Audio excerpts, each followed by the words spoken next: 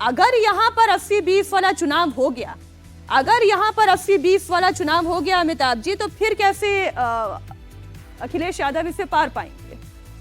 I think largely तो western UP के ही जिले ऐसे लग रहे हैं मुझे, सारे वेस्टर्न यूपी हाँ, के। तो यहाँ पे तो क्या है कि यहाँ पे तो डबल वैमी है। अब बरेली की बात करें और ये थोड़ा रुहेलखंड में आ जाता है। हाँ, जी, क्योंकि पिछली बार तो क्या है कि पिछली बार तो अखिलेश जी के साथ आरएलडी भी थी, तो उन्हें जाट समाज और मुस्लिम समाज का एक कॉम्बिनेशन उन्होंने बनाया था, जो कि हालांकि आपके हिसाब से पिछली बार भी उतना नहीं चला, अगर इन सीटों की बात कर लें या ओवरऑल वेस्टर्न यूपी की बात कर लें। तो अब तो आरएलडी भी जो है वो समाजवादी पार्टी के अलायंस के साथ नहीं है। आरएलडी जो है वो तो अब एनडीए अलायंस के साथ है, पहली बात। दूसरी बात, ध्रुवीकरण हमें पिछली बार भी देखने को मिला था इन सब जिलों में, और कहीं ना कहीं जहां पर भी मुस्लिम आबादी स्टेट एवरेज से ज़्यादा होती है, यानी अगर स्टेट का एवरेज 18-20% है, 18% 20% है, तो वहां पर ध्रुवीकरण और भी ज़्यादा होता है। तो polarization increases as the Muslim population in a particular district increases. तो लेकिन एक डेटा में अमिताभ जी इसी को काउंटर करने के लिए सामने रखना चाहती हूँ। सरा वो जो अभी हमने डेटा दिखाया है उसी से जुड़ा हुआ एक और डेटा सरा एलईडी पर रखें, वो आप देखिए मुर्शिदाबाद, मालदा, उत्तर दिनाजपुर में बंगाल की सीटों की अमिताभ जी बात कर रही हूँ। कुल 43 सीटें ऐसी हैं जहां पर पिछली बार ममता बनर्जी की पार्टी 35 सीटें जीती थी, जबकि इस बार केवल 21 सीटें जीत पाई है और 14 सीटों का उनका नुकसान हुआ है। यहाँ पर भी मुस्लिम पॉपुलेशन, क्योंकि यहाँ पर डिवीजन ऑफ वोट हो गया ना इस बार। यहाँ पर हुमायूं कबीर की पार्टी उन्होंने भी 2 सीटें जीत ली, कांग्रेस पार्टी 2 सीटें जीतने में कामयाब रही, तो यहाँ पर इस बार मुस्लिम समाज के वोट में डिवीजन हो गया। तो यहाँ भी मतलब डबल इम्पैक्ट हो गया। पहला हो गया कि हिंदू कंसोलिडेशन हुआ माइनॉरिटी अपीजमेंट के खिलाफ बीजेपी के फेवर में।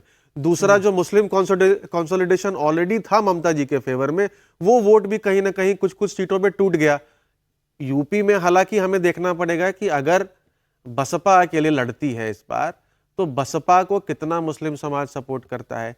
क्या कांग्रेस पार्टी समाजवादी पार्टी के साथ चुनाव लड़ती है, नहीं लड़ती, मुझे लगता है अभी भी क्वेश्चन मार्क है।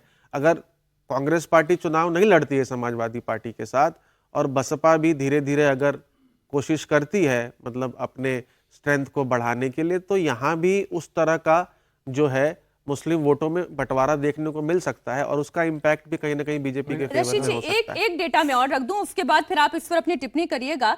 बंगाल में जो ओवरऑल मुस्लिम सीटों की जो हमने बात की, वो 142 सीटों की बात की। जरा वो डेटा भी हमारे दर्शकों के सामने रख दें। 142 सीटें ऐसी है जिनमें से 72 सीट यहां पर बीजेपी जीतने में कामयाब रही। अब सोचिए फरा कि अगर मुस्लिम बहुल सीटों पर भी रशीद जी बीजेपी का स्ट्राइक रेट 50% से ज्यादा रहता है और ममता बनर्जी केवल 64 सीट है। ये देखिए, मैं इस डेटा की बात कर रही थी। अगर यहां पर बीजेपी का स्ट्राइक रेट 50% से ज्यादा रहता है और केवल 64 सीटें ममता बनर्जी निकाल पाती है, तो यही तस्वीर तो इस वक्त समाजवादी पार्टी को भी दिख रही होगी, अखिलेश यादव को भी दिख रही होगी। जी, तो मीनाक्षी देखिए, ये समस्या है, समस्या का समाधान तो शायद हमारे मित्र सज्जन बता सकेंगे। देखिए, बात यह है कि हमारे देश में एक राजनीतिक एक विचारधारा होती है, एक आइडियोलॉजी होती है, जिसे हम मतलब दक्षिणपंथी एक सोच अगर हम कहें, उसकी एक राजनीतिक दल जो है पूरी तरीके से भाजपा उसका एक न सिर्फ एक झंडा लेके चल रहा है, बल्कि उसके पास कोई विकल्प नहीं है। अगर कोई वोटर है उत्तर प्रदेश में, जो आप बात कर रही है, वो केवल और केवल भाजपा को वोट देगा। लेकिन अगर उसकी सोच मतलब राइट ऑफ सेंटर, सेंटरिस्ट है, लेफ्टिस्ट है, उसकी विचारधारा जो दक्षिणपंथी से अलग है, तो उसके पास बहुत सारे विकल्प हैं।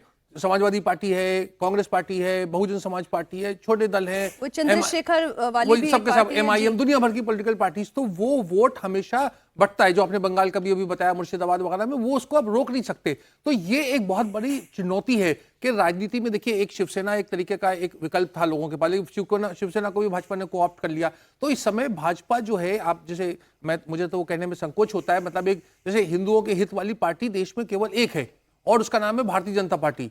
और जो लोग जो इस चीज को नहीं मानते हैं कि सब धर्म के आधार पर राजनीति होनी चाहिए, वो लोगों के पास में बहुत सारे विकल्प होते हैं, तो वो वोट हमेशा बढ़ता है। और सर, हम चर्चाओं में जब ये बात करते हैं ना कि हिंदू की पार्टी, मुस्लिम की पार्टी, अब जो पार्टी सत्ता में आ रही है, अगर पश्चिम बंगाल में 7 पे कमीशन लागू होगा, तो ऐसा नहीं है वो केवल हिंदू जो आप बिल्कुल सरकारी सही- कर्मचारी है ये तो उसी के लिए देखिए- लागू, देखिए मुस्लिम वही सज्जन कर्मचारी जो के कह लिए रहे भी थे, लागू होगा। ये तो एक टेम्पलेट बनाया जाता है, एक नैरेटिव बनाया जाता है। हम जानते हैं सामाजिक स्तर के ऊपर हमारे देश में इस तरह का बंटवारा नहीं है, लेकिन राजनीतिक स्तर के ऊपर इसको किया जा रहा है और उसके पिछले राजनीतिक दल वगैरह भी उसके जिम्मेदार हैं।